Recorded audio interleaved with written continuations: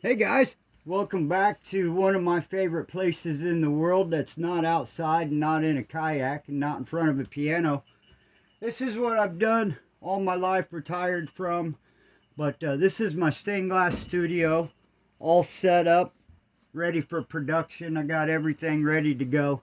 And we're getting ready to build a nice Peace Dove window. You can just hit me up any kind of questions in the comment section. Don't forget to leave a like and a little subscribe for me if you're on my YouTube channel. But we're going to go over the process of how I get to my design. So today is just all about design. We're not even going to worry about construction methods or anything else. So come along, it'll be fun. Okay, folks, so starting off with just a design and turning it into a stained glass pattern.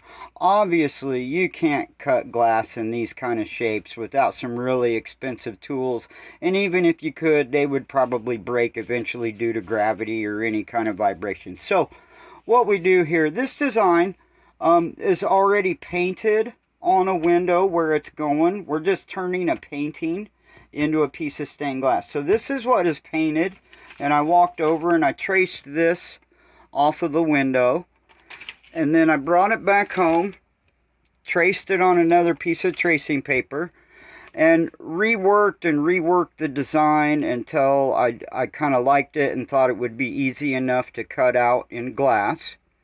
And so that just kind of establishes the rough draft of where you need to start things out. Because at this point, like I said previously, you have to be concerned about where you're going to break the glass up, where you're going to actually cut the glass.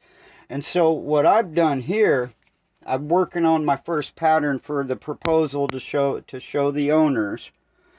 And what I've done is to do something kind of artistically. They started doing a lot of this in the 60s, and you see this in a lot of modern windows.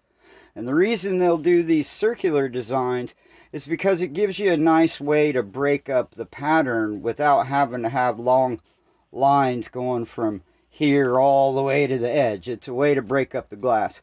So the circles just represent break lines, although it is all just one color. It's this sky blue here will be the color of that glass. And if I get approved, this will be for the color of the beak and also the border. And then I've got a little piece of green glass to use for the flower, of course. And then we've got a really nice wispy white that we're going to do the actual dove in. And we'll arrange it to where those curves accentuate the curves in the dove. So we'll go over more about that later. That's the really quick and easy reference concerning figuring out a design. You can't have shapes that it's just nice to keep them from going all the way to the edge, so you want to stop them somehow. And you can't have really deep curves. It would probably just break naturally across there anyways.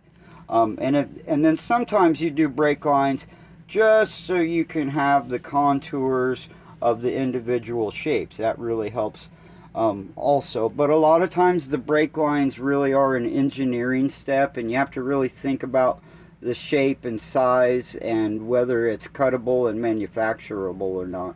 So I hope you all enjoyed this first little designing stained glass video. Let me know in the comments sections if you want to see more.